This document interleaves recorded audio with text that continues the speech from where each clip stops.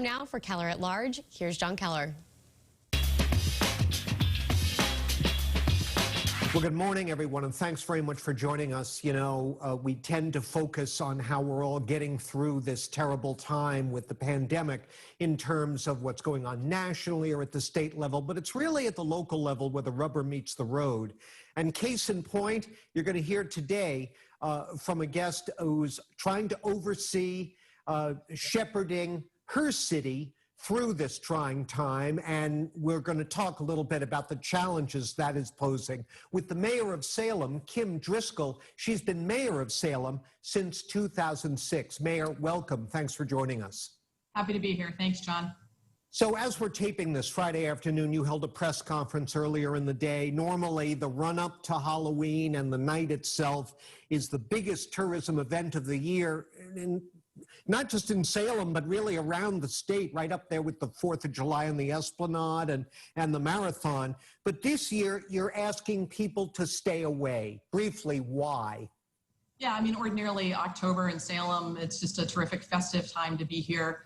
This year in particular, there are 5 weekends in October. Halloween is on a Saturday. It's a full moon, daylight savings. We were geared up for a terrific month of celebrations.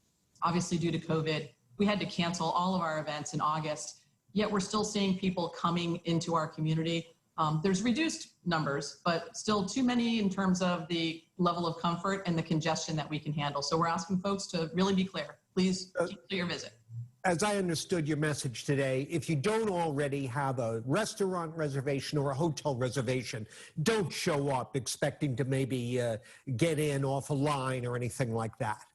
That's correct. With reduced occupancies, these places are allowed to be open under phase 3, but there's just not as much room and it's causing congestions in line. So we'll be here after October. We'll be here next October. Best advice as a visitor, as somebody who wants to keep our community safe, is come back after October. Yeah, and it's a great city to visit any time of the year. You mentioned you announced cancellations of most of the usual activities back in August, and yet people are showing up. Public officials from Dr. Fauci right on down keep telling people, don't have large house parties, avoid indoor events. And yet, well, for the most part, people are complying. Too many are not. What do you make of that? Are people not just not listening, or do they have a cavalier attitude? Do they not trust the government? What do you make of it? Well, the sense I have from the visitors who are here, it's a younger crowd. They're 20-somethings and 30-somethings, and I get the sense they're just cooped up and looking for something to do. And despite the warnings, the advisories, no planning or thought, just showing up and want to walk around. I also think there are folks who think of Massachusetts as a safe state, that our case counts are low, that things were handled well. So that's in some ways working against us with people coming from other places. And 20 years of marketing our city for fall activities, and then 1 year of saying don't come. It's clear not everyone's getting that message, and they're showing up anyways. Speaking of Halloween, how are you handling trick-or-treating? Governor Baker has left it up to the local communities.